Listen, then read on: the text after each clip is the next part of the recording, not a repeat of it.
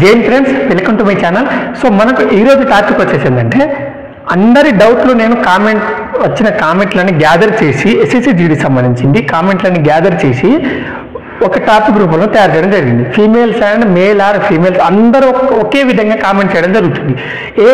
ఏ విషయంలో అంటే డాక్యుమెంట్ సంబంధించింది. అమ్మాయిలు వచ్చేసి ఏంటంటే, అన్న నాకు మ్యారేజ్ అయిపోయింది కదా, అడ్రస్ చేంజ్ చేయండి, ఆధార్ కార్డులో సన్నా పేరు ఉంటుంది కానీ ఇప్పుడు హస్బెండ్ పేరు వచ్చింది, వైఫ్ ఆఫ్ అని చెప్పేసి. సో అది ఎట్లా? అబ్బాయిలు వచ్చేసి అన్న సర్నేమ్ ప్రాబ్లం ఉంది, ఆధార్ కార్డులో సర్నేమ్ లేదు, ఎస్ఎస్సి మెమోలో ఉంది, ఎస్ఎస్సి మెమోలో లేదు, ఆధార్ కార్డులో ఉంది, అది ఎట్లా? ఈ సేమ్ డౌట్స్ అనేది చాలామంది అడగడం జరిగింది. ఈ డౌట్స్ అన్నీ మీకు క్లారిఫై చేస్తాను. ఇంకోటి అడ్రస్ విషయంలో, అప్లికేషన్లో వేరే అడ్రస్ పెట్టానన్నా ఇప్పుడు ఆధార్ కార్డు చేంజ్ అయింది ఎట్లా చెప్పేసి. సో నేను ఈ వీడియో చూస్తే మీరు ఆల్మోస్ట్ మీ డౌట్లు అన్నీ క్లారిఫై అయిపోతాయి. సో ఎవరైతే ఇప్పుడు వెళ్తున్నారో ఈవెంట్కి, అమ్మాయిలకు ఉంది, అబ్బాయిలు కూడా కొంతమందికి ఉంది కాబట్టి ఎవరైతే వెళ్తున్నారో వీళ్ళందరికీ ఈ డౌట్ క్లారిఫై అయిపోతుంది. డాక్యుమెంట్ సంబంధించింది దయచేసి ఈ వీడియో చూడండి లాస్ట్ వరకు, ఓకేనా? సో ఇప్పుడు ఫస్ట్ ఆఫ్ ఆల్ అప్లికేషన్, మనకు ఈ అప్లికేషన్ వచ్చినప్పుడు ఎవరైతే అప్లికేషన్ మనం ఫస్ట్ అప్లై చేస్తామో ఎస్ఎస్సి జీడీలో మేల్ ఆర్ ఫీమేల్ సంబంధించిందండి, ఎవరైతే అప్లై చేస్తామో ఎప్పుడైతే నోటిఫికేషన్ వచ్చిందో ఆ టైంలో నువ్వు ఏదైతే అడ్రస్ పెడతావో, అడ్రస్ అప్లికేషన్లో ఫిల్ చేస్తావో అదే అడ్రస్ మనకు ఆధార్ కార్డులో ఉండాలి, క్యాస్ట్ సర్టిఫికేట్లో ఉండాలి, డొమిసైల్లో ఉండాలి. ఆల్ డాక్యుమెంట్స్లో మీ ఎస్సీ ఎస్టీ ఓబీసీ సర్టిఫికేట్ అయితే మీరు ఏ క్యాస్ట్ అయితే ఆ క్యాస్ట్లో, డొమిసైల్లో, ఆధార్ కార్డులో, పాన్ కార్డులో అడ్రస్ చూపించారు కాబట్టి ఆల్ డాక్యుమెంట్స్లో. నెక్స్ట్ రెసిడెన్స్ సర్టిఫికేట్లో. నెక్స్ట్ ఇంకోటి అప్లికేషన్ ఏ అడ్రస్ పెట్టినారో ఆ అడ్రస్ అన్ని డాక్యుమెంట్స్ ఉండాలి, ఓకేనా? Next point marriage. ఏదైతే అమ్మాయిలకు మ్యారేజ్ అయిపోతారో ఎప్పుడైతే మనం అప్లికేషన్ పెట్టినప్పుడు ఫాదర్ అడ్రస్ పెట్టామంటే అప్పుడు మనం మ్యారేజ్ కాలేదు కాబట్టి ఆ టైంలో మన ఫాదర్ అడ్రస్ ఉంది, ఆధార్ కార్డులో కానీ అన్ని డాక్యుమెంట్స్ ఉండే అదే సేమ్ అడ్రస్ ఉండే. మ్యారేజ్ అయిన తర్వాత మేము ఆధార్ కార్డు చేంజ్ చేసుకున్నాం, అడ్రస్ చేంజ్ చేసుకున్నాం. ఇప్పుడు అప్లికేషన్లో ఉన్న అడ్రస్ వేరే ఉంది, మ్యారేజ్ అయిన తర్వాత ఉన్న ఆధార్ కార్డులో ఉన్న అడ్రస్ వేరే అయింది. సో ఇప్పుడు ఈ అడ్రస్ సంబంధించిన డాక్యుమెంట్ తీసుకెళ్ళాలా లేకపోతే ఈ అప్లికేషన్లో ఉన్న డాక్యుమెంట్ తీసుకెళ్ళాలని కొంతమంది ఫీమేల్ క్యాండిడేట్స్ మనం కామెంట్ చేయడం జరిగింది. కాంటాక్ట్ విషయంలో కూడా మన ఫోన్ విషయంలో కూడా ఫోన్తో కూడా మనం మాట్లాడడం జరిగింది. సో వాళ్ళు కాంటాక్ట్ చేసి కూడా అడగడం జరిగింది. సో వాళ్ళకు నేను క్లారిటీగా ఒకటే చెప్పాల్సింది ఏంటంటే, ఎప్పుడైతే మీరు అప్లికేషన్లో అడ్రస్ పెట్టారో అదే అడ్రస్ పైన మీ దగ్గర ఆధార్ కార్డు ఉంది కదా, అక్కడ caste, income, residence certificate, domicile certificate, nativity certificate సంబంధించి మీకు దగ్గర ఉన్నాయి కదా, సెంట్రల్ క్యాస్ట్ కానీ ఏదైనా కానీ మీ దగ్గర ఉన్నాయి కదా, అదే అడ్రస్ తోటి అక్కడ మళ్ళీ క్యాస్ట్, డొమిసైల్ అప్లై చేసుకోండి.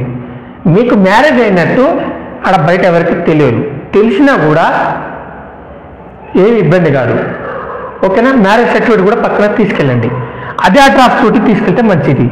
ఆల్రెడీ కొంతమంది ఏం చేస్తారంటే ఆధార్ కార్డులో అడ్రస్ చేంజ్ చేసేసారు. ఇక్కడ ఇప్పుడు అది నా ఆధార్ కార్డే, ఇప్పుడు ఆధార్ కార్డులో ఇక్కడ సన్నాఫ్ నా పేరు, మా డాడీ పేరు ఉంది, ఇక్కడ మీ వైఫ్ ఆఫ్ అని చెప్పి హస్బెండ్ పేరు రావడం జరిగింది. ఇలా వచ్చింది కాబట్టి ఎప్పుడైతే మీ ఆధార్ కార్డు చేంజ్ అయిందో చేంజ్ అయిన ఆధార్ కార్డు పక్క పెట్టేసి ఆధార్ నెంబర్ అందరికి సేమ్ ఉంటుంది. అడ్రస్లు చేంజ్ అయినా, పేర్లు చేంజ్ అయినా, స్పెల్లింగ్ మిస్టేక్ ఉన్నా సరే ఆధార్ నెంబర్ ఒకటే ఉంటుంది కాబట్టి ఆధార్ కార్డు ఇప్పుడు లేటెస్ట్ ఆధార్ కార్డు పక్కన పెట్టేసి ఓల్డ్ ఆధార్ కార్డు ఉంది కదా, మీరు ఎప్పుడైతే ఫాదర్ ఇంట్లో ఉన్నప్పుడు ఆ ఆధార్ కార్డు తీసుకెళ్ళండి. మళ్ళీ అప్లికేషన్లో కూడా సేమ్ అడ్రస్ ఉంది కాబట్టి వాళ్ళకు కూడా ఎలాంటి డౌట్ రాదు, ఓకేనా? డౌట్ వచ్చినా కూడా ఏమైనా మ్యారేజ్ అయినా అంటే అప్పుడు మీరు అప్లికేషన్ అన్మ్యారీడ్ ఉంది కదా, అక్కడికి వెళ్ళినాక కూడా మ్యారీడ్ అని చెప్పి కూడా టిక్ చేయించుకోవచ్చు. మ్యారేజ్ సర్టిఫికేట్ తీసుకెళ్తే ఇప్పుడు లేటెస్ట్లో మ్యారేజ్ అయింది, సో ఇంకా అడ్రస్ ఒకసారి చేంజ్ కాలేదని చెప్పేసి, ఓకేనా? ఏం కాదు, మ్యారేజ్ సర్టిఫికేట్ తీసుకెళ్ళినా సరిపోతుంది. ఒకవేళ మ్యారేజ్ అని పెట్టకపోయినా అన్మ్యారీడ్తోనే మీరు అన్మ్యారీడ్ అని ఉండనిచ్చే ఈవెంట్ కానీ మెడికల్ క్లియర్ చేసుకుని జాబ్ సంపాదించుకున్నా కూడా నో ప్రాబ్లం ఉంది, దానివల్ల ఎలాంటి ఇష్యూ లేదు. జాబ్లో జాయిన్ అయిన తర్వాత మీరు మ్యారేజ్ అని మళ్ళీ ఒక నామినేషన్ ఫామ్ అని ఉంటుంది, అది నేను చెప్తాను ఎట్లా ఫామ్ ఫిల్ చేయాలో.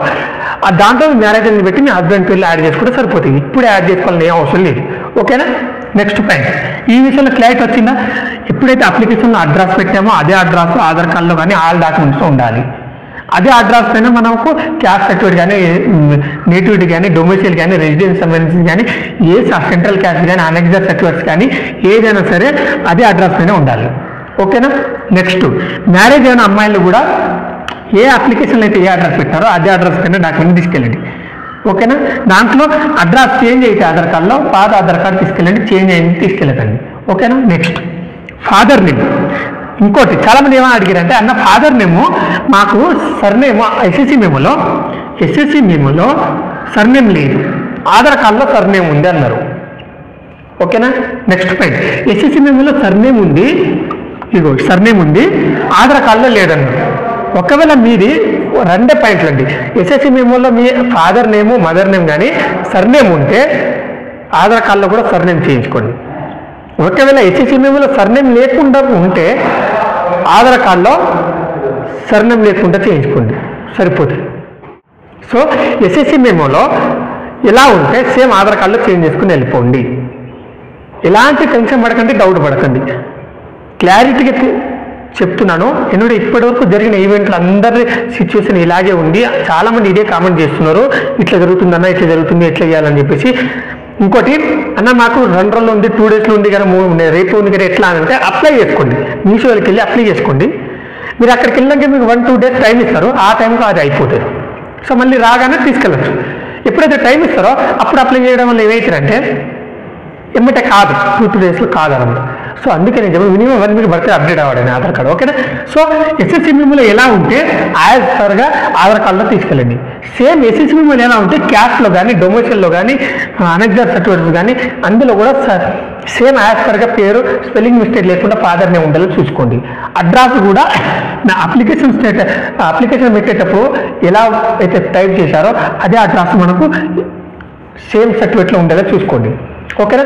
ఒకవేళ ఇందులో ఇంకోటి ఒకటి అడగడం జరిగింది అన్న, మరి అప్లికేషన్ పెట్టేటప్పుడు అడ్రస్ చిన్న మిస్టేక్ అయింది అంటే చిన్న స్పెల్లింగ్ మిస్టేక్ అంటే చేయగలుగుతారు, వాళ్ళు అడ్జస్ట్ చేసి కరెక్షన్ చేసేస్తారు. అక్కడనే మొత్తం అడ్రస్ చేంజ్ చేయాలంటే చేయరండి, రిజెక్ట్ చేసి నీకు ఇంటికి పంపించేస్తారు, ఫేక్ సర్టిఫికేట్ అనుకుంటారు. ఓకేనా. ఫేక్ సర్టిఫికేట్ ఉంటే మాత్రం మీ పైన కేసు అవుతుంది. ఆ కేసు నుంచి బయటకు తీసుకోవడం చాలా కష్టం. ఓకేనా. మన లోకల్ కేసులు అంటే ఏదో రికమెండేషన్తో నేనంతా దీనిలో రికమెండేషన్ అడగదు. ఈ సెంట్రల్ తరఫున వాళ్ళ బోర్డు వాళ్ళు కేసు చేస్తారు. ఆ కేసు ప్రకారం ఫైన్ కట్టి మీకు ఎన్ని రోజులు శిక్ష పడితే అన్ని రోజులు శిక్ష వేయించి రావాల్సి వస్తుంది. మళ్ళీ వేరే జాబులకు అవకాశం లేకుండా పోతుంది. నెక్స్ట్ ఫస్ట్ పాయింట్ ఇది గుర్తుపెట్టుకోండి, బాగా ఫేక్ సర్టిఫికేట్ అసలు ఉండదు.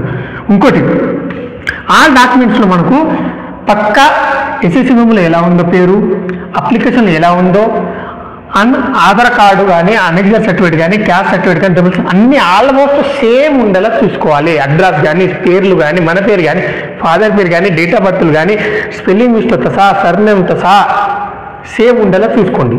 ఓకేనా. నెక్స్ట్ సర్నేమ్ ఈ ఫాదర్ ఇది చాలామంది ఇదే డౌట్లు మనకు అడగడం జరిగింది, చాలామంది అడగడం జరిగింది డౌట్లు. సో నేను దయచేసి ఈ వీడియో రూపంలో మీకు క్లారిటీ అర్థమైంది అనుకుంటా. ఒక అర్థం కాకపోతే మనం ఒకసారి కామెంట్ చేయండి, నేను మీకు ప్రాపర్గా ఎక్స్ప్లెయిన్ చేయడం జరుగుతుంది.